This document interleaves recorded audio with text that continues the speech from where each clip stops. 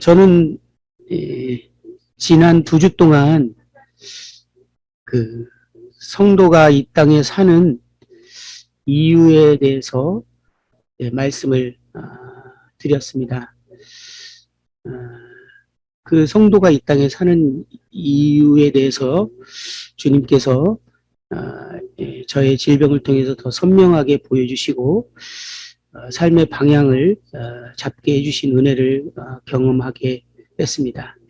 성도들이 구원받은 후에 즉시 하나님 품에 우리가 가지 않은 가장 큰 이유는 하나님께서 우리를 이 땅에 화목케 하는 직분을 감당케 하기 위해서 이 땅에 두셨다라고 하는 고린도 후서의 말씀을 통해서 우리는 2주 동안 교제를 나눴습니다. 제가 그 말씀을 드리면서 마음 가운데 우리 자매님들에게 전달되었으면 하는 마음을 가지고 강조했던 것은 우리의 삶이 그 목적을 잃어버리면 모든 것들이 다 잘못되기 시작한다라는 사실입니다.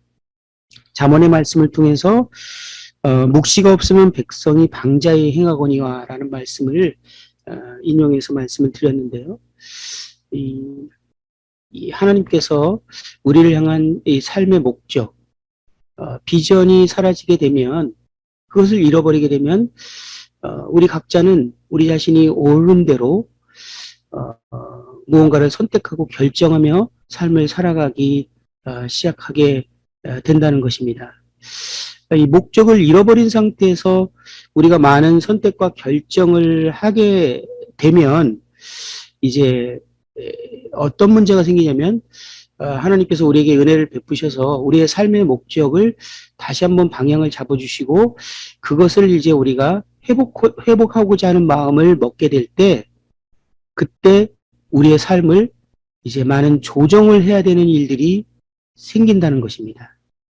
왜냐하면 삶의 목적에 합당하지 않은 선택들과 결정들을 해왔기 때문에 이제 삶의 목적을 바로 회복하게 되면 그것은 개인이나 교회나 각 부서나 여러 가지 프로그램뿐만 아니라 우리의 삶의 방식이나 여러 가지에 있어서 삶의 목적에 부합하지 않으면 이제 그런 것들을 조정하기 시작해야 될 일들이 생긴다라는 겁니다. 실질적으로 우리가 처음 구원받았을 때 이러한 삶의 목적이 우리 모두에게 있었을 것이라고 저는 확신합니다. 그러나 이제 시간이 지나면서 많은 그리스도인들이 이제 교회 생활을 하고 신앙 생활을 하고 있는 듯 하지만 이런 삶의 목적을 잃어버리고 놓쳐버린 상태에서 하나님이 우리에게 이 땅에 두신 그 목적, 그 삶에 대해서 뒤로 물러가 버리는 그런 상황들이 생길 수 있음을 저의 삶을 통해서도 보게 되고 많은 형제자매님들을 통해서 확인하게 됩니다.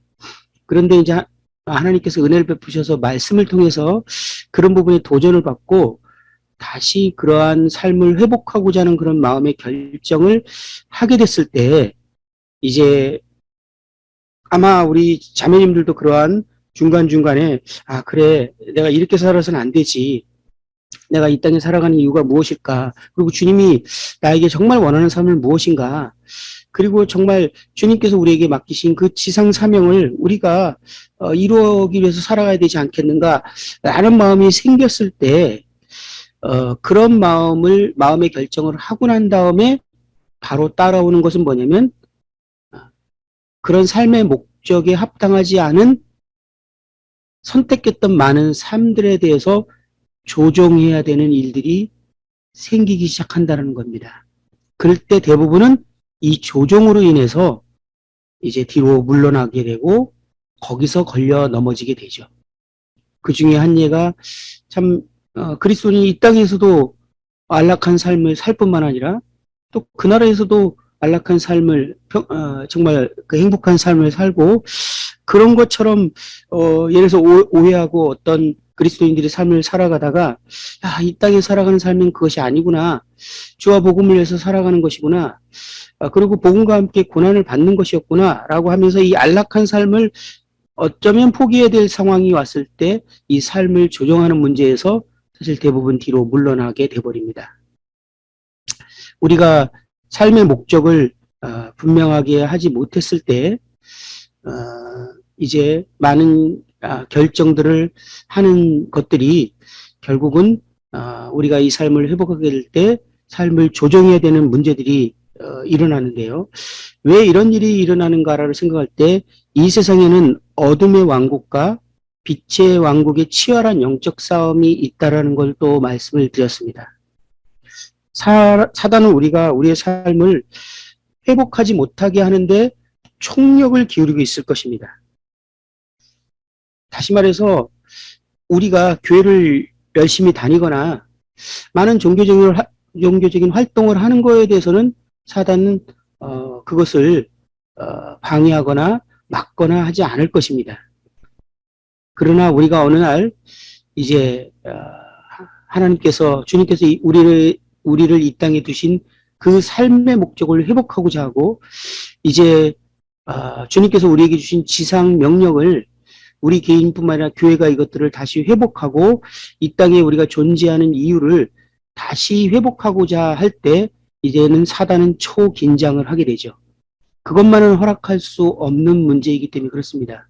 그것이 허락되면은 결국은 어둠의 왕국은 빛의 왕국에 전복되게 되고 자기의 백성들을 뺏길 수밖에 없기 때문에 사단의 온통 관심사와 이제 그가 하는 것들은 이 세상 체계를 이제 하나님을 믿고 싶지 않도록 만드는 것에 총력을 기울이고 있습니다.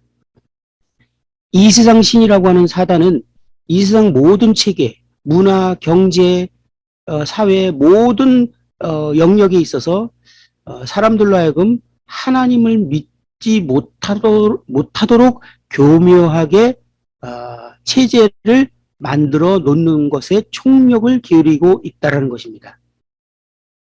그래서 믿지 않는 사람이요, 이 세상 풍속에 푹 빠져 있는 사람은 결코 구원받을 수 없어요. 그리스도인들도 이 세상 문화에 빠져 있으면 결코 영적인 전쟁을 할 수 없는, 군사로서 살아갈 수 없는, 삶의 목적대로 살아갈 수 없는 사람이 되어버리고 맙니다. 사단은 모든 목적은 단 하나예요. 사람들로 하여금 하나님을 만나지 못하게 하는 것. 하나님을 만나는 순간 내 백성이 하나님 나라로 옮겨지기 때문에 자기의 백성을 뺏기기를 원치 않습니다.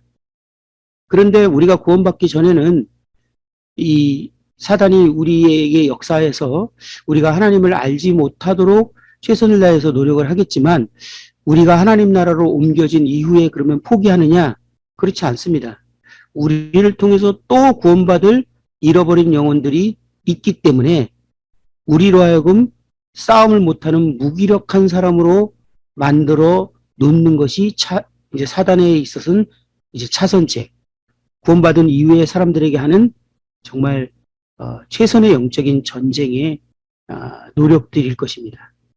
그래서 거듭난 그리스도인들이 영적인 싸움을 하지 못하게 만들어 놓는다면 사단은 성공한 것입니다. 어떤 이유든지 교회 생활을 하든지 여러 가지 성경을 보고 다양한 활동들을 하고 열심을 내고 교회에서 섬김을 할지라도 영적인 싸움을 싸우지 못하게 만들어 놓는다면 사단은 성공한 것입니다.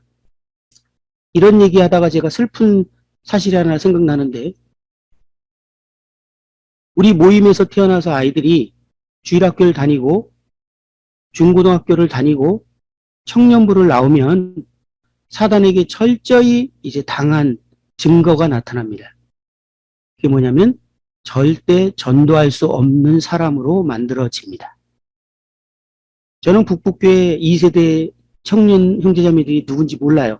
근데 제가 장담하건대 교회에서 정말 열심히 있고 주일학교 학생부들을 섬기거나 교회 많은 활동을 하고 있는 청년일지라도 모임에서 태어났고 주일학교 학생부 청년부를 통과하고 성장했다면 그는 거의 10중 8구는 복음을 전하기 위해서 영혼들을 얻기 위해서 나가거나 전도하는 그런 영역에 있어서는 가장 두려운 문제로 여기고 결코 그런 활동을 하지 않을 것이라 확신합니다.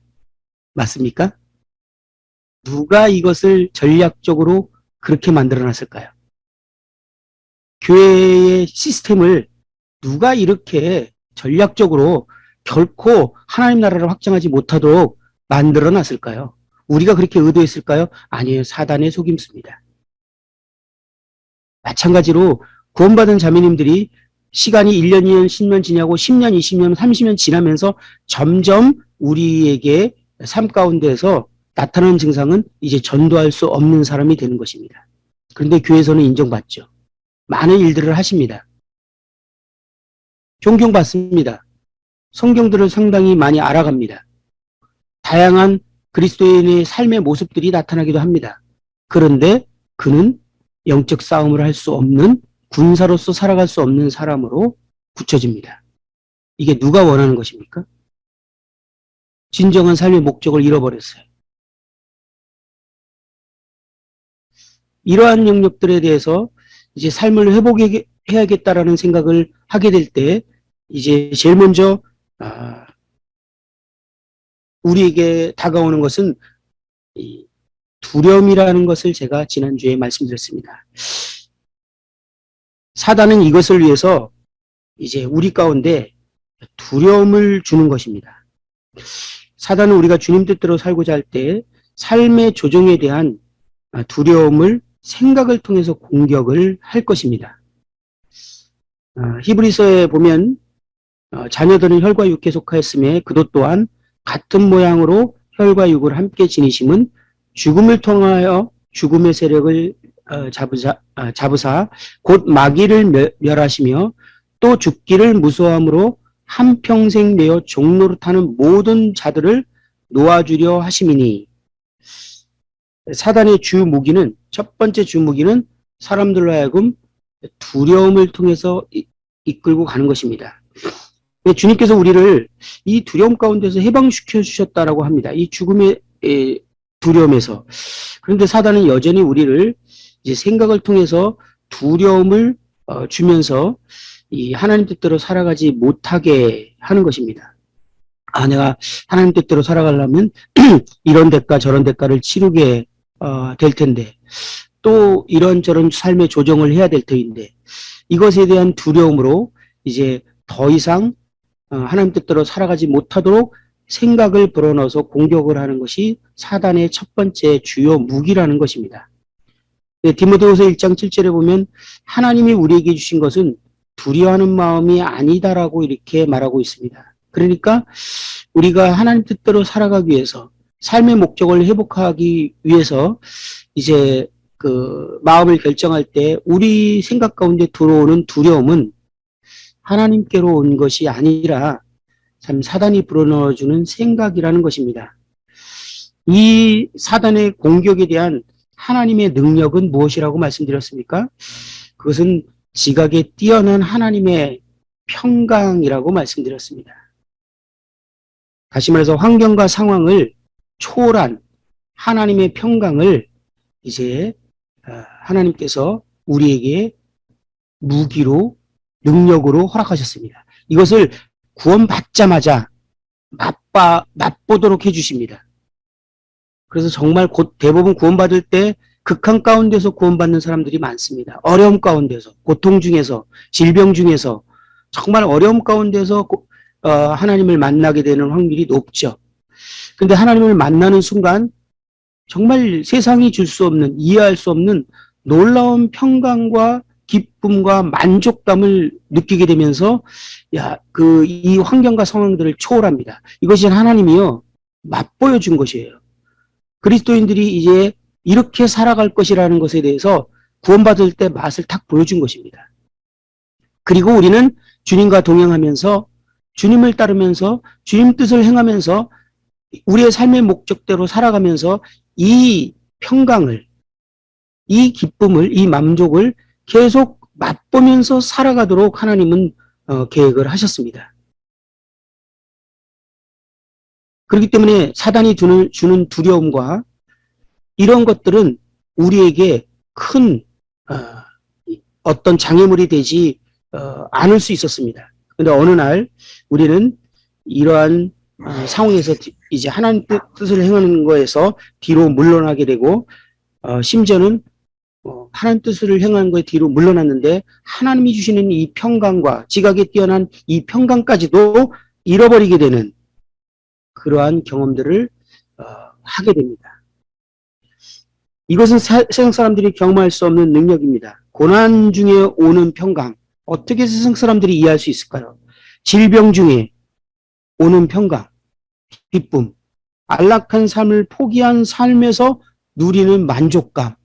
이건 도대체 믿지 않는 사람, 세상 사람들이 이해할 수 없는 하나님이 주시는 놀라운 능력입니다. 거듭난 그리스도인의 삶은 이러한 삶을 경험하면서 사는 것이고 믿지 않는 사람들이 우리를 볼 때 도대체 저게 무엇일까라고 궁금해하며 그것을 갖고 싶도록 하는 것이 우리의 능력이고 우리의 삶의 모습이어야 됩니다. 그리스도인들이 성실하게 살아서 정말 직장에서 승진하고 성실하게 살아서 좋은 집에 살게 되고 성실하게 살아서 좋은 것들을 갖게 되고 누리게 되는 것이 세상 사람들에게 보여주는 그리스도의 삶의 모습이 아니에요. 마땅히 그리스도인들은 성실해야 되겠지만 그걸 통해서 우리가 누리는 많은 것들 때문에 사람들이 나도 하나님을 믿어야 되겠다라고 그런 도전을 받는다면 기복신앙을 우리는 그들에게 보여준 것뿐이 뭐 다른 것이 무엇이 있겠습니까? 믿지 않는 사람들에게 우리에게 보면서 도저히 이해할 수 없지만 갖고 싶은 그 지각에 뛰어난 하나님의 평강을 맛볼 수 있어야 됩니다. 오늘 말씀드리고자 하는 것은 두 번째인데요. 사단이 또 다른 주요 무기가 있다는 겁니다. 그것은 낙심입니다. 우리를 뒤로 물러나게 하는 것입니다. 히브리서 10장 39절에 보면 우리는 뒤로 물러가 멸망할 자가 아니요 오직 영혼을 구원함에 이르는 믿음을 가진 자니라 라고 이렇게 권면하는 걸 보면 히브리서의 이 저자는 믿는 사람들이 뒤로 물러나는 일들이 일어났음에 대해서 권면하고 있습니다. 사단의 공격을 받은 것입니다. 사단은 생각을 통해서 이제 공격을 하게 될 것인데 주로 이 공격은 이런 생각들이죠. 이제 말씀을 듣고 나니까 그래 우리가 삶의 목적이 그것이고 정말 하나님 나라 확장을 위해서 살아야 되지 않는가. 주님께서 우리에게 주신 이 땅에서 살아가는 그 지상사명, 그 화목케 하는 직분 때문에 우리가 이 땅에 있는 것이 아닌가. 우리는 이 땅에서 나그네와 행인이 아니었는가. 우리의 진정한 만족과 행복은 그 나라에 있지 않는가라는 것이 정립이 되고 났을 때 우리에게 이제 그런 삶을 살 때 첫 번째 오는 것은 두려움이라고 말씀드렸죠. 삶을 조정하는 것이 두려움입니다. 그런데 그 두려움을 극복하기로 결정해도 또 오는 공격이 있습니다. 그건 뭐냐면 그런데 나 같은 사람을 하나님이 사용하실까? 나같이 은사도 없고 미약한 사람을 하나님이 사용하실 수 있나? 그런 일들은 좀 은사가 드러나거나 정말 그렇게 할 수 있는 형제님이나 어떤 그런 자매님들이 해야 될 일이 아닌가? 나는 뒤에서 그냥 기도만 해주면 되지 않을까? 이런 생각의 공격을 사단이 불어넣어 준다라는 것입니다. 이 생각은요, 하나님께로 온 생각이 아니에요. 그 이유와 그 다음에 하나님께서 이것을 극복하게 하는 해결책, 능력이 무엇인지에 대해서 한번 오늘은 살펴볼까 합니다. 고린도전서 1장을 한번 같이 보려고 하는데요. 고린도전서 1장 26절을 제가 이제 26절부터 31절까지 읽어드리고 오늘 말씀을 한번 나눌까 합니다. 형제들아 너희 부르심을 보라. 육체를 따라 지혜로운 자가 많지 아니하며 능한 자가 많지 아니하며 문벌 좋은 자가 많지 아니하도다. 그러나 하나님께서 세상에 미련한 것들을 택하사 지혜 있는 자들을 부끄럽게 하려 하시고 세상에 약한 것들을 택하사 강한 것들을 부끄럽게 하려 하시며 하나님께서 세상에 천한 것들과 멸시받는 것들과 없는 것들을 택하사 있는 것들을 폐하려 하시나니 이는 아무 육체도 하나님 앞에서 자랑하지 못하게 하려 하심이라. 너희는 하나님으로부터 나서 그리스도 예수 안에 있고 예수는 하나님으로부터 나와서 우리에게 지혜와 의로움과 거룩함이 구원함이 되셨으니 기록된 바 자랑하는 자는 주 안에서 자랑하라 함과 같게 하려 함이라. 여기는 하나님이 택하신 부르신 사람들의 어떠함에 대해서 기록되어 있는 것을 보게 됩니다. 하나님의 그 부르심에는 지혜로운 자나 능한 자나 문벌 좋은 자 이런 사람들이 거의 없다라는 것입니다. 하나님께서 택하시는 사람들의 택하시기를 즐겨하는 5분류의 사람들이 나오는데 미련한 것들, 약한 것들, 천한 것들, 멸시받는 것들, 없는 것들 이런 것들을 택하신다라고 말씀하고 있어요. 이런 것들에 대해서 내용들을 보면 어떤 지식층에 속하지 못한 사람을 말하는 거고 세상에 아무 영향력도 미치지 못하는 사람들이나 어떤 출생적으로 천하게 태어났거나 뭐 다른 사람이 이렇게 무시하거나 경멸하는 그런 대상이거나 사람들이 보기에 존재하지도 않는 듯 보이는 그런 영향력이 없는 사람들을 표현하는 단어들입니다. 하나님은 세상에 미련한 자들, 약한 자들, 천한 자들, 멸시받는 자들, 없는 자들을 택하셨는데요. 하나님은 일부러 이런 사람들을 택하셨다라고 성경은 말하고 있는 것입니다. 하나님은 자신의 뜻을 행하기 위해서 이런 사람을 선택했는데요. 이런 약한 자들을 선택하셔서 그들을 사용하시는 것을 즐겨하시고 기뻐하셨다라고 말하는데 이것이 하나님의 방법입니다. 성경은 이러한 내용들로 가득 차 있는 것을 보게 됩니다. 거의 성경의 내용을 보면 다 이런 하나님의 원리가 적용되고 있어요. 특별히 예수님이 이 땅에 오셔서 제자들을 선택할 때도 이 원리는 예외가 없었는데요. 예수님 당시에 랍비들이 있었는데 예수님도 그 당시에 랍비라고 이제 그 호칭을 받았죠. 랍비들에게는 항상 제자들이 있었습니다. 그리고 유명한 랍비들에게는 많은 제자들이 그의 제자가 되기 위해서 줄을 섰고 스승들은 자기의 제자들을 선택하기 위해서 상당한 수준의 시험이나 테스트를 통해서 선별해서 제자들을 선택했다고 합니다. 왜냐하면 제자의 어떠함이 스승의 명성과 직결되어 있기 때문에 함부로 제자를 선택하지 않았어요. 그래서 그 당시에 웬만한 사람의 랍비의 제자가 되려면 기본기가 모세 오경 정도는 다 외워야 해요. 사실 이스라엘 백성들은 5살 때 모세 오경을 다 외우게 한다는데 랍비의 제자가 됐다라고 하면 기본적으로요. 모세 오경 정도는 다 외우는 사람들이고 시편 정도는 딸딸 외우는 사람들이고 구약 성경에 대해서는 아주 능통한 사람들입니다. 그리고 가문적으로나 사회적으로나 여러 면에서 다른 사람들에게 뒤지지 않는 그런 사람들이 랍비의 제자들로 선택받고 있던 시대였습니다. 근데 그 당시에 예수님이 제자를 선택해야 하던 그 시점에 예수님은 랍비들 중에서 최고의 인기를 끌고 있던 랍비 중에 탑이었습니다. 나중에 후반부에 가서 예수님이 이제 그 바리새인들과 서기관과 그들로 인해서 이제 모함을 받으면서 문제가 생겼지. 초기에는요, 온 유대 사람들이 예수님을 따르고 하나님의 사람이라고 했고 수많은 사람들이 항상 예수님을 따랐던 것을 성경을 통해서 우리는 확인하게 됩니다. 그렇다면 예수님의 제자가 되려는 사람이 얼마나 줄을 섰겠어요. 아주 쟁쟁하고 날고 기고 뛰는 사람들이 수많은 사람들이 예수님의 제자가 되려고 했었을 것입니다. 근데 그 많은 사람 중에 예수님이 12명을 선택했는데 이건 말도 안 되는 사람을 선택한 거예요.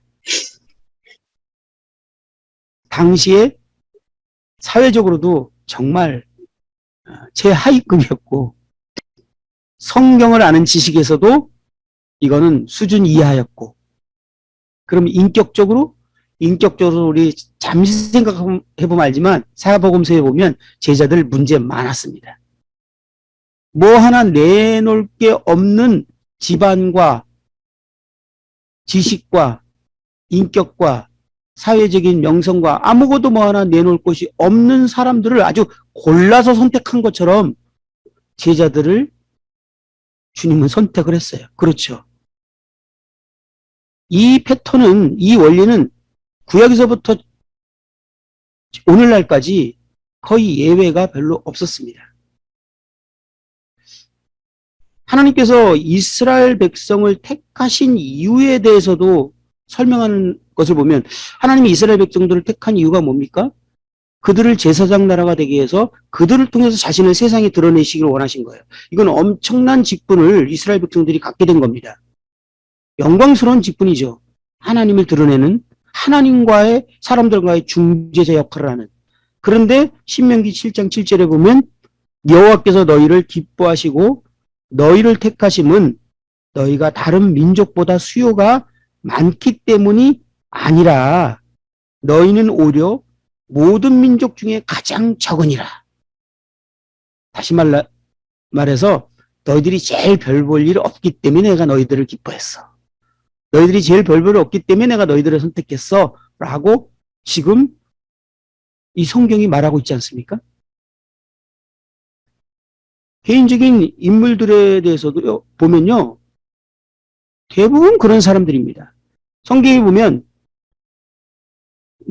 능한 자, 문벌 좋은 자, 뭐 지혜로운 자가 많지 않다라는 것은 소수는 있다는 뜻입니다. 아예 없다는 뜻은 아니죠. 그러나 대부분은 그런 사람들이 아니라는 것을 보게 됩니다. 기드온이라는 사람을 선택하는 장면을 제가 찾아봤을 때 사사기 6장 15절에 보면, 그러나 기드온이 그에게 대답하되 오 주여 내가 무엇으로 이스라엘을 구원하리이까?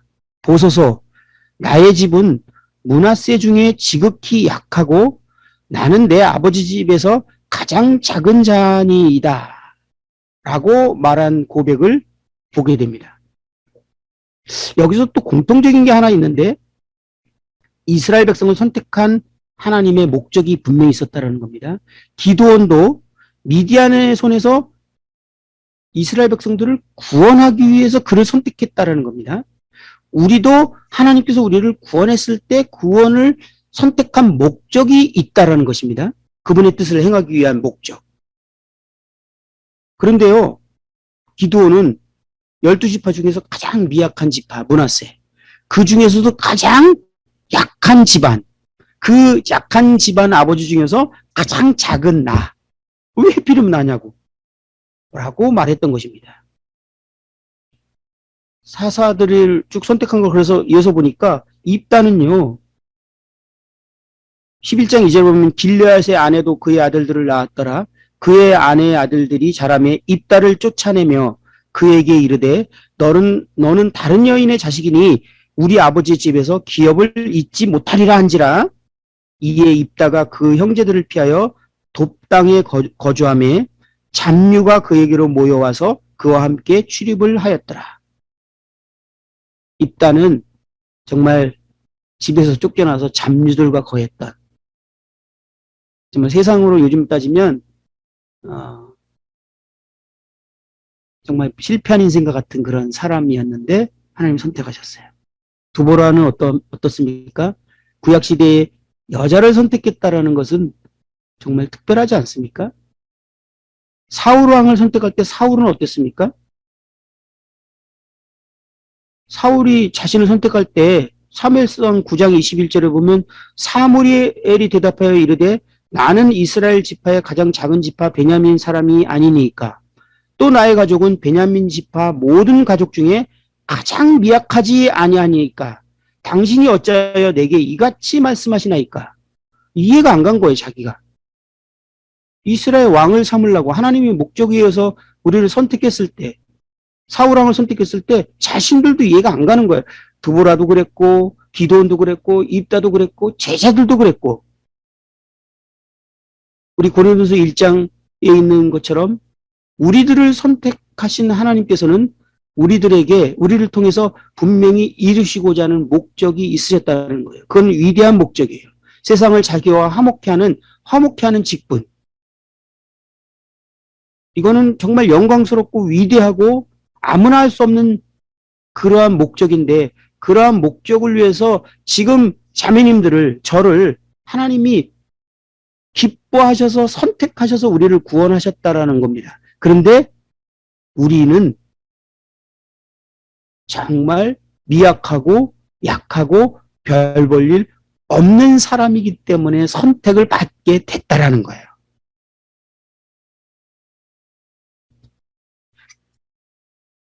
계속 얘기하면 끝도 없겠지만 다윗 같은 경우는 아버지한테도 인정 못 받았죠.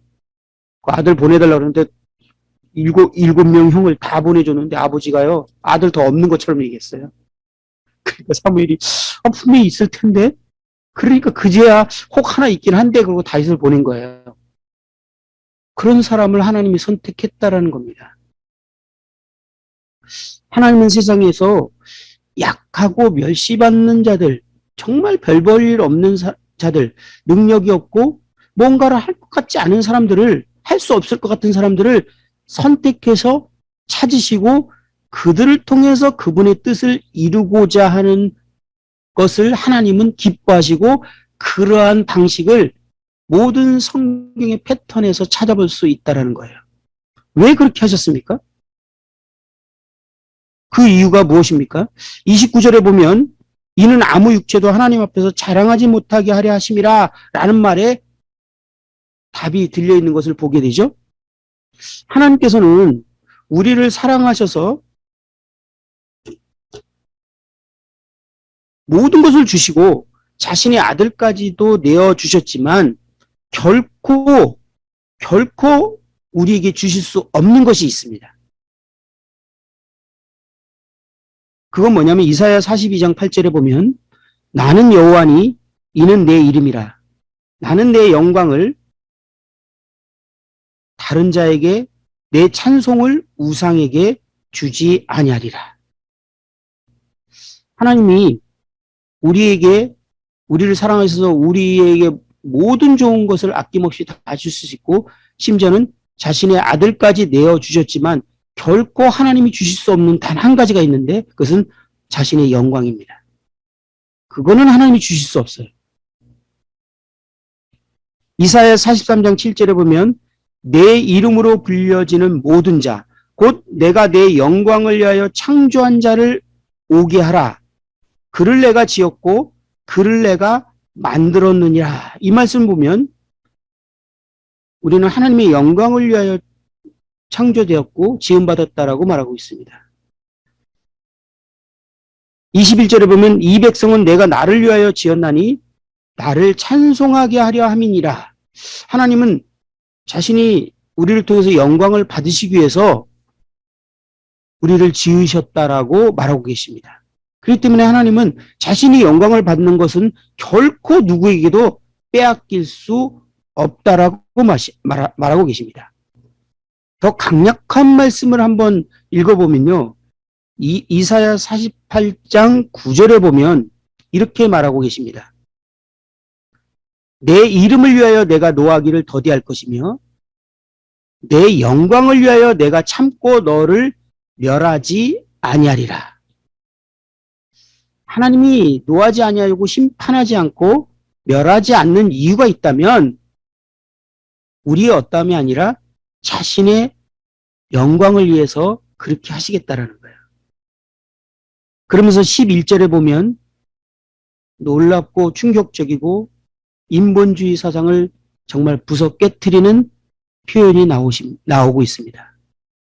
나는 나를 위하며 나를 위하여 일을 이룰 것이라. 어찌 내 이름을 욕되게 하리요 내 영광을 다른 자에게 주지 아니하리라. 인본주의 사상을 가진 사람한테는 충격적인 표현일 것입니다. 하나님은 뭐라고 표현하면 나는 나를 위한다. 나를 위해서 이 모든 일들을 행할 것이다. 내 영광을 위해서 내 모든 것들을 지금 행하고 있다. 이렇게 말씀하고 계시는 것입니다. 에스겔 36장 21절부터 23절을 한 번 더 읽어드리면요. 그러나 이스라엘 족속이 들어간 그 여러 나라에서 더럽힌 내 거룩한 이름을 내가 아꼈노라. 그러므로 너는 이스라엘 족속에게 이르기를 주 여호와께서 이같이 말씀하시기를 이스라엘 족속아 내가 이렇게 행함은 너희를 위함이 아니요 너희가 들어간 그 여러 나라에서 더럽힌 나의 거룩한 이름을 위함이니라. 너희를 위해서가 아니라 나의 거룩한 이름을 위해서. 23절에 여러 나라 가운데서 더럽혀진 이름 곧 너희가 그들 가운데서 더럽힌 나의 큰 이름을 내가 하게 할지라. 내가 그들의 눈앞에서 너희로 말미암아 나의 거룩함을 나타내리니 내가 여호와인 줄을 여러 나라 사람이 알리라. 주 여호와의 말씀이니라. 이스라엘 백성들이 하나님의 이름을 더럽혔지만 그들은 하나님께 불순종했지만 그랬지만 하나님이 결국은 이스라엘 백성들을 회복해 주시고 그들을 이제 이끌어 주시고 그 열국에서 승리하게 해 주실 것이라는 약속들을 하셨는데 그 이유는 너희 때문에 아니라는 거예요. 내 영광 때문에, 내 이름 때문에, 나 때문에 그 일을 행하시겠다라는 거예요. 하나님이 저희들을 구원하실 때 그분의 영광을 위해서 우리를 구원하셨습니다. 그래서 에베소 1장은 계속 우리를 영원전에 택하시고 우리를 구원하신 이유를 얘기하면서 그 목적이 뭡니까? 하나님을 찬송하게 하려 합니다. 하나님의 영광을 위해서 그 일을 행하십니다. 결국은 이 땅에서 궁극적인 목적은 무엇입니까? 하박국 2장 14절에 이는 물이 바다를 덮음같이 여호와의 영광을 인정하는 것이 세상에 가득함이라. 하나님이 결국은 이루신 이 땅에 이룰 목적이 나와 있습니다. 그것은 이 땅에 하나님의 영광을 인정하는 것이 가득하게 될 거라는 거예요. 지금 오늘 수많은 사람들이 하나님을 인정하지 않고 다른 우상에게 절하고 자신을 우상으로 섬기고 있고 돈을 우상으로 섬기며 다른 것들을 섬기면서 그들에게 영광을 돌리지만 하나님은 결국은 이제 궁극적인 목적은 이제 물의 바다를 덮음같이 여호와의 영광을 인정하는 것이 세상에 가득하게 될 것이라는 것입니다. 이것이 하나님이 원하시고자 하는 반드시 이루시고자 하는 목적인데 이것을 우리를 통해서 행하시겠다는 거예요. 우리가 복음을 전하는 이유가 무엇입니까? 우리가 구원을 받자마자 우리에게 첫 번째 우리가 해야 될 우리의 의무가 무엇이죠? 예배. 왜? 하나님의 영광을 돌려드리는 것. 그러면 우리가 복음을 전하는 이유는 뭐죠? 하나님께 예배하지 않는 그들에게 하나님을 전해서 그들로 하여금 하나님을 예배하도록 하는 것.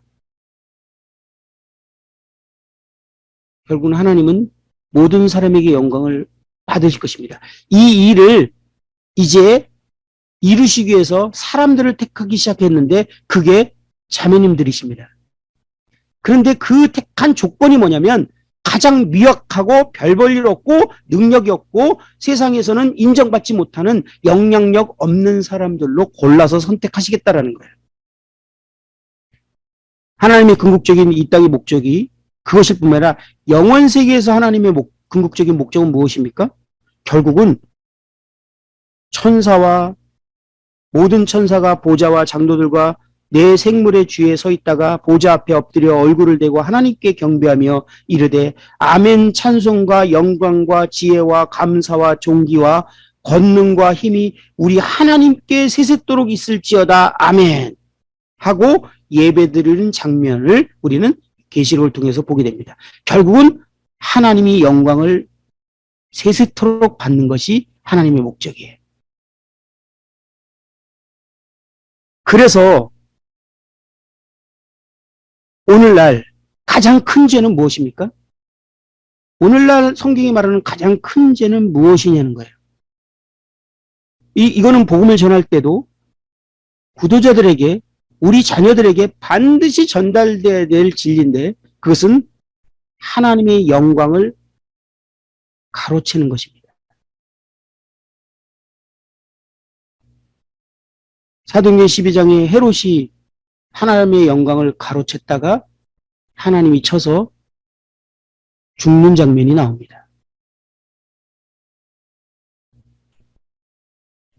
우리는 하나님의 영광을 위해서 존재한다라고 성경은 말하고 있습니다. 그런즉 너희가 먹든지 마시든지 무엇을 하든지 다 하나님의 영광을 위하여 하라, 이렇게 말하고 있습니다.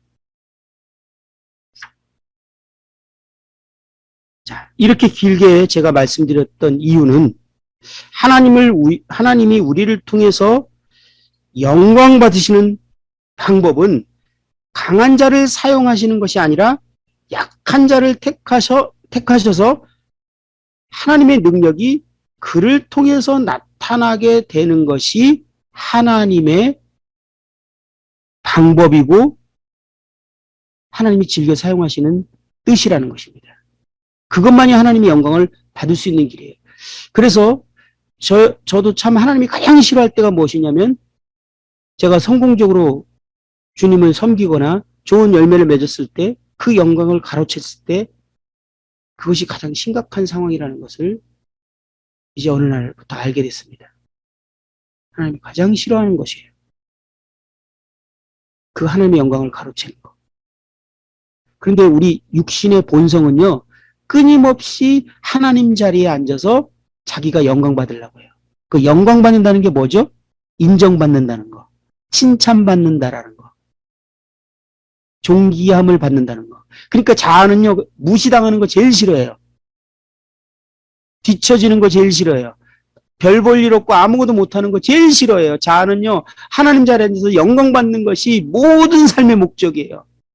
세상 사람들이, 그래서 우리는 속담에 호랑이는 죽어서 가죽을 남기고 사람은 죽어서 이름을 남긴다, 이게 죄악된 본성의 아주 근본적인 속담. 근데 거듭난 그리스도인들이 그 죄 때문에 지옥에 가게 됐다가 다시 거듭나서 거기서 해방됐는데, 교회에서 또 하나님의 영광이 아니라 자신의 영광을 위해서 무언가를 합니다. 그래서 교회에서 인정 못 받고, 뭔가 남들이 날 무시하면 화가 나고. 왜 지금 누가 화가 난 겁니까? 자아가. 인정 못 받으면 씁쓸해지고. 지금 누가 씁쓸해진 것입니까? 자아가. 그리고 인정받으면 너무 좋고. 지금 누가 좋은 것입니까? 자아가. 이게 교회 안의 문제예요. 가장. 시기 질투가 왜 일어납니까? 자기가 영광을 받고 싶어서. 이게 교회의 모든 문제죠. 갈등의 문제고, 형제들이 세워지지 않았을 때 어려운 이유죠.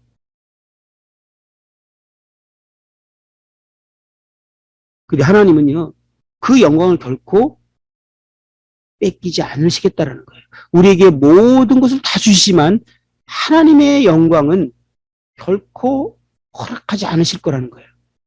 그렇기 때문에 하나님은 약하고 힘없고 능력 없고 아무것도 할 수 없는 자를 선택하시기로 결정을 하셨어요. 그래야 하나님의 영광을 받으시거든요. 고린도후서 12장 8절에 보면, 이것이 내게서 떠나가기 위하여 내가 3번 주께 간구하였더니 나에게 이르기를 내 은혜가 내게 족하도다. 이는 내 능력이 약한 데서 온전해짐이라 하신지라. 그러므로 도리어 크게 기뻐함으로 나의 여러 약한 것들에 대하여 자랑하리니 이는 그리스도의 능력이 내게 머물게 하려 함이라. 그러므로 내가 그리스도를 위하여 약한 것들과 능력과 궁핍과 박해와 곰고를 기뻐하노니 이는 내가 약한 그때의 강함이라. 이거 사도 바울의 고백이거든요. 이 사도 바울은 특이한 고백을 했어요. 왜 사도 바울은 이런 고백을 했는지 이해하십니까? 사도 바울은요, 당대에 약한 자가 아니었고 가장 강한 자 중에 한 사람이었어요. 가끔 그런 사람 쓰시죠? 구약에서도 그런 사람을 따지면 모세 같은 사람이 그랬어요. 정말 세상에서 잘난 사람. 하나님이 사용하시면 크게 쓰임받을 것 같은 사람. 뭔가 큰 일을 해낼 것 같은 사람, 모세. 바울이 당대에 그런 사람이었어요. 그런데 이런 사람은요, 하나님이 그냥 쓸 수 없었어요. 호되게 다뤄야만 했어요. 정말 바보가 되게 만들어 놓지 않고서는 쓸 수가 없었어요. 그래서 모세가 40년을 그렇게 다름받았습니다. 바울은 우리의 약함이 그리스도께서 쓰시기에 합당한 조건이라는 사실을 깨닫게 됐습니다. 그렇기 때문에 바울은 자신을 유익하게 하던 것들을 해롭다라고 말했어요. 빌립보서 3장 7절에 보면 그러나 무엇이든 내게 유익하던 것을 내가 그리스도를 위하여 다 해로 여길 뿐더러 이렇게 말했을 뿐만 아니라 8절에는 그것들을 배선물, 쉽게 말하면 똥으로 여겼다는 거예요. 이거 진짜 도움이 안 되는 게 아니라 이건 방해라는 걸 알았어요. 자신의 강함이. 이렇게 고백하게 된 이유는 그는 당시에 약하고 멸시받는 자들의 속한 자가 아니었기 때문에 그렇습니다. 그래서 하나님께서 바울을 다뤘는데요. 바울의 고백이 이런 고백이 있었죠. 고린도후서 1장 8절에 보면 형제들아 우리가 아시아에서 당한 환난을 너희가 모르기를 원하지 아니하노니 힘에 겹도록 심한 고난을 당하여 살 소망까지 끊어지고 우리는 우리 자신이 사형 선고를 받은 줄 알았으니 이는 우리로 자기를 의지하지 말고 오직 죽은 자를 다시 살리시는 하나님만 의지하게 하심이라. 바울이요 정말 자기 능력을 가지고 살아가지 못하도록 하나님만 의지하는 바보가 되도록 정말 미약한 자가 되도록 하나님이 호되게 다루신 것을 우리는 성경을 통해서 확인하게 됩니다. 그리고 바울이 직접 고백을 해요. 그러면서 나중에 어디 수준까지 내려가면 내 약한 걸 자랑한다. 자랑까지 했어요, 이제. 예. 만약에 우리 중에, 우리 자매님 중에 정말 세상에서 잘난 사람이 있다면, 그래서 세상에서 인정받던 그런 상황에서 구원받은 분이 있을 수 있죠? 예. 그런 분은요, 제가 미리 말씀드리지만, 주님에서 살려면 호된 연단을 받으셔야만 합니다. 결코 그대로 쓰실 수 없어요. 하나님은 자신의 영광을 결코 뺏기지 않을 것입니다.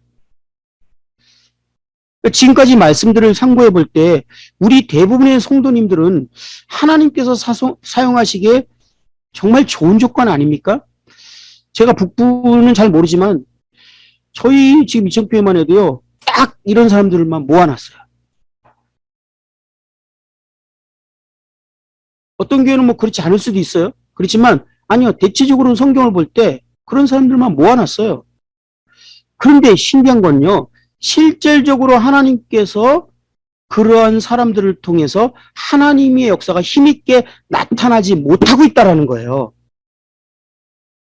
왜 이런 문제가 생겼냐는 거예요. 오늘의 요점은 그거예요. 우리가 약하고 미약하고 별볼이 없는 거는 정말 탁월한 조건이고 하나님이 딱 맞는 조건이었는데 그러면 하나님이 우리를 통해서 놀랍게 역사하고 하나님의 일들이 이루어져야 되는데 왜 정작 결과적으로는 그런 결과들이 별로 나타나지 않고 있냐 이것입니다. 두 가지 큰 이유가 있어요. 첫 번째는 우리는 우리 자신의 연약함을 보고 나 같은 자는 하나님이 사용하지 않을 거야 라고 생각하는 그 육신의 생각이 그를 지배하고 있기 때문에 그렇습니다. 이거는 사단의 공격입니다. 결코 우리로 하여금 하나님의 도구가 되고 하나님의 군사가 되고 하나님이 사용할 수 없도록 세상의 일반적인 패턴과 원리를 그리스도인들에게도 분명히 성경에 그렇게 나와 있지 않는데도 불구하고 희한하죠? 지금 성경을 보면 분명히 성경적인 가치가 아닌 그것이 아닌데 우리는 쉽게 나 같은 사람 하나님 쓸 수 있을까? 에이, 나 같은 사람이 뭘. 이거는 절대적으로 성경과 반대되는 말을 한 거거든요. 근데 너무 쉽게 얘기해요. 그리고 듣는 사람도 인정 다 해요. 이게 도대체 어디서 온 가치관이에요? 어디서 온 생각이죠? 사단이 불어넣어준 생각이라는 거예요. 이 육신의 생각이에요. 이 생각은요, 이것은 잘 한번 분석해 보자고요. 우리 자신의 능력을 의심했다기보다는 연약한 우리를 통해서 일하시고자 하시는 전능하신 하나님의 능력을 의심한 것입니다. 우리 자신을 의심한 게 아니라, 우리가 연약해서 우리는 할 수 없을 거라고 우리 자신을 의심한 게 아니라, 우리 이런 연약한 자를 통해서도 하나님을 아무리 능력이 있어도 나처럼 연약하고 능력 없는 사람을 통해서는 그분도 어쩔 수 없어 라고 말한 거라는 거예요. 이게 얼마나 큰 불신이고 죄악된 생각인지 이해하시겠습니까? 이건 악한 거예요. 정말 하나님을 끄집어 내린 거란 말이에요. 그분의 영광을 땅에 꽂은 생각이라는 거예요. 하나님도 나를 어떻게 할 수 없어. 나같이 능력 있고 아무것도 없는 사람은 하나님이라고 뭐 어쩌겠어. 라고 말한 거라니까요. 우리는 그렇게 표현하지 않았지만 나 같은 사람 하나 쓸 수 있을까? 내가 뭘 할 수 있겠어. 하나님이 장로 형제님을 통해서 또 자매님, 리더 자매님을 통해서 자매님 이런 거 좀 말씀 좀 전해 주실래요? 또 이거 할래요? 아, 제가 그걸 어떻게 해야 할 수 있어? 저 못해요. 이게 지금 뭘 말한 거죠? 하나님도 나 같은 사람을 통해서는 아무 일도 할 수 없어. 이렇게 말한 거예요. 이건 악한 거예요. 겸손한 게 아니에요. 이건 겸손을 가장한 교만이고 악이라는 거예요. 이것이 세상적인 사고 체계고 사단이 주는 생각이고 육신의 생각이라는 것입니다. 우리는 하나님을 전능하시다고 말합니다. 그리고 이 의미를 하나님은 모든 것을 할 수 있는 분이시다라고 해석을 이렇게 정의를 합니다. 하지만 이 정의는요, 충분한 의미를 표현한 것이 아닙니다. 그래서 나하고 적용되는 그 정의가 아니었어요. 우리가 적용되는 정의는 어떻게 표현하는 것이 정확한 거냐면, 하나님은 전능하시다라는 정의는 하나님은 우리로 하여금 그분의 뜻을 행하게 하실 수 있다. 다시 말씀드릴까요? 하나님은 전능하시다라는 의미는 그분은 우리로 하여금 그분의 뜻을 행하게 하실 수 있다라는 의미가 하나님은 전능하시다라는 의미예요. 만약에 그렇게 전능하시다는 의미를 바른 정의를 내렸다면 나는 할 수 없어. 나 같은 사람이 뭘. 하나님 나 같은 사람 쓰실까? 이것은 얼마나 잘못된 생각이고 내가 아니라 하나님을 의심한 것이고 하나님이 끌어내렸다는 사실을 알게 될 것입니다. 이건 육신의 생각이에요. 아니, 사단이 주는 뒤로 물러가게 하기 위한 사단의 전략인 것입니다.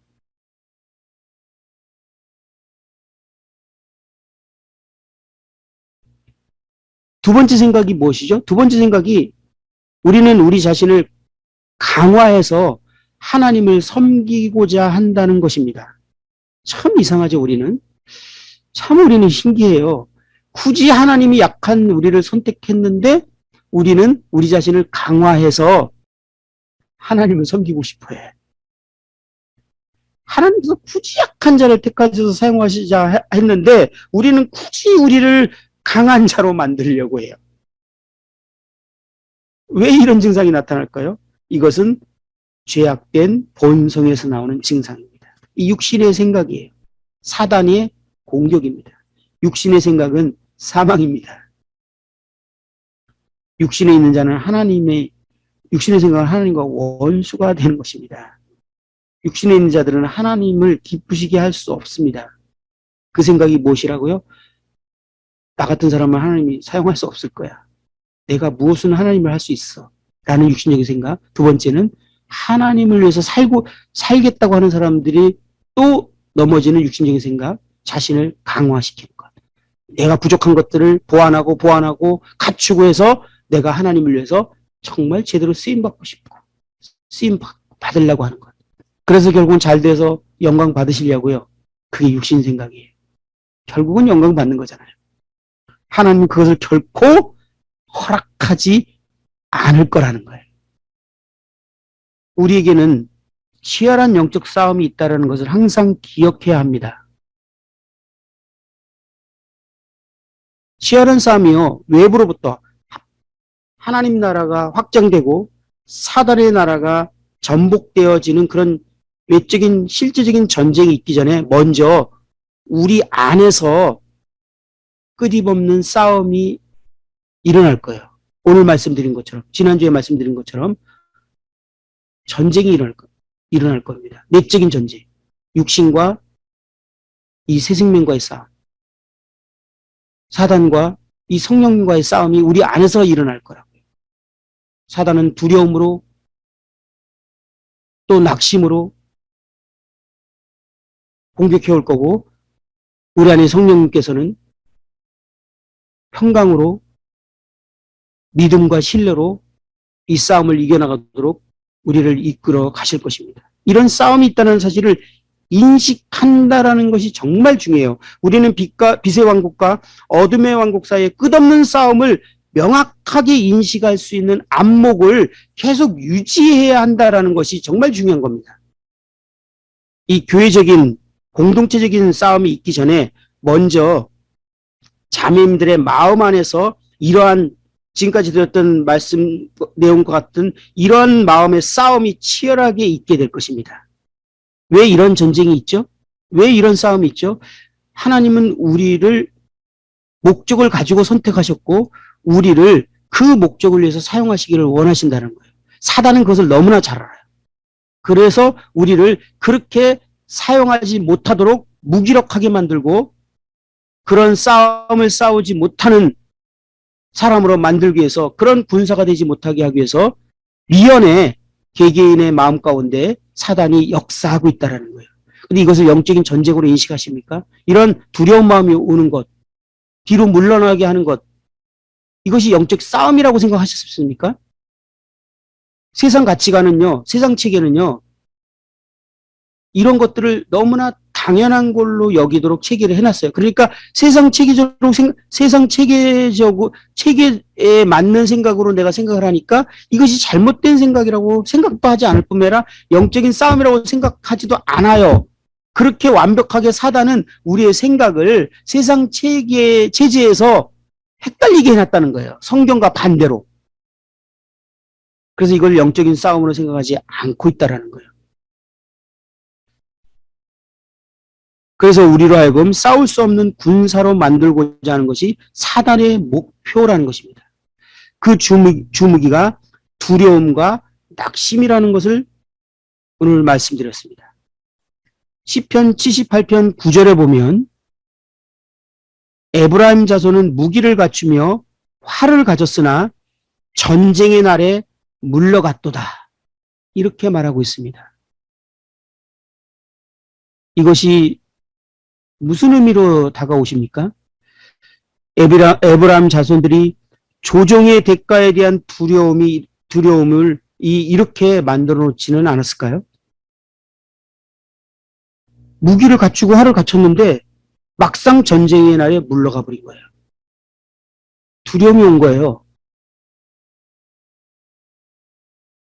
내적인 싸움에서, 전쟁도 하기 전에 먼저 내적인 싸움에서 져버렸어요.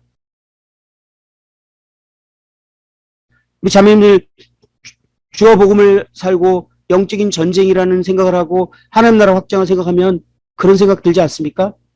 지금 집안도 골치 아프고 우리 교회도 골치 아프고 지금 나도 지금 골치 아픈데 그것까지 내가 할 수 있는 여력이 있을까? 이게 딱 사단이 주는 생각이거든요. 왜 그런 골치 아픈 일과 어려운 일들을 우리에게 조장했냐는 거예요. 그런 염려를. 사단이 다음 행보를 더 딛지 못하도록, 싸움을 하지 못하도록. 이것을 이기는 방법은요, 이것이 영적인 전쟁이구나 라고 생각하면서 오히려 영적 전쟁을 탁 하러 나갈 때 우리 내면에 있었던 모든 염려와 불안들과 이런 것들은 오히려 해결이 돼버리는 거거든요. 근데 이것 때문에 나가지를 못하는 거예요. 이게 사단이 전략이거든요. 끊임없이 그냥 집안일, 내 문제, 나해서 그냥 자식 문제 여기에서 매여 있도록 만드는 거. 이게요, 단지 우연히 일어난 일이 아니라 사단이 영적인 전쟁을 통해서 우리를 무기력하게 만들고 있다는 사실을 인식해야 된다는 거예요. 사사기 5장 15절에 보면 이사갈의 백성들이 드보라와 함께하니 이사갈과 같이 바락도 그의 뒤를 따라 골짜기로 달려 내려가니 루벤 시냇가에서 큰 결심이 있었도다. 16절에 보면 너가 양의 우리 가운데 앉아서 목자의 피리 부는 소리를 들으면 어찌미냐. 루벤 시냇가에서 큰 결심이 있었도다. 이게 무슨 의미죠? 루벤이 시냇가에서 큰 결심이 있었다는 말이 두 번이나 나와요.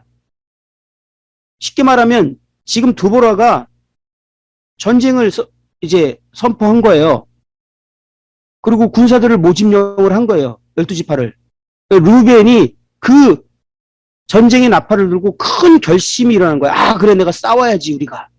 라고 했는데 문제는 너가 양의 우리 가운데 앉아서 목자의 피리 부르는 소리를 들으면 어찌 됨이냐. 이 말은 뭐냐면 이제 그가 그 전쟁의 나팔이 울려 퍼서 큰 결심이 있어. 큰 결심이란 마음은 마음의 큰 생각이라고 번역이 되어 있기도 하고 마음의 큰 다툼이라고 번역하기도 합니다.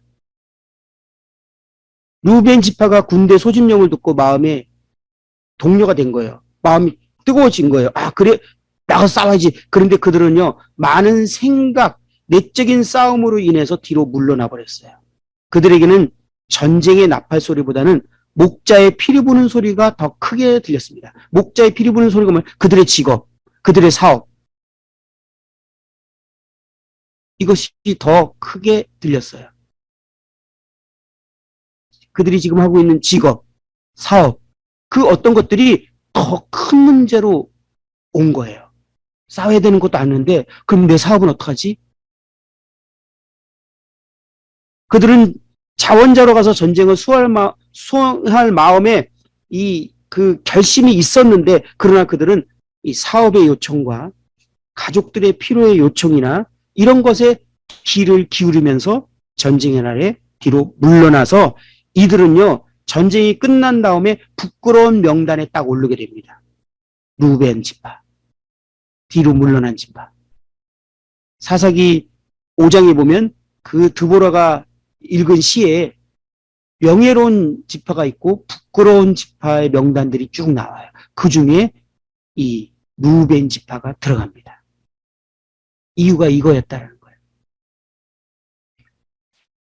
우리는 그 같은 싸움의 소집 명령을 듣고 있지만 우리는 보수가 좋은 직장 또는 전도 유망한 어떤 삶, 밝은 전망이 있는 어떤 사업 또는 가족들의 요구 이런 것들에 더 귀를 기울이고 몰두하고 있지는 않는지, 그래서 우리가 뒤로 물러난 건 아닌지, 안락한 삶이 더 우리를 뒤로 물러나게 한 것이 아닌지, 그래서 결국은 전쟁이 끝난 날 주님이 오셨을 때 우리의 명단이 부끄러운 명단에 올라가 있지는 않을 것인지 생각을 해보셔야 합니다.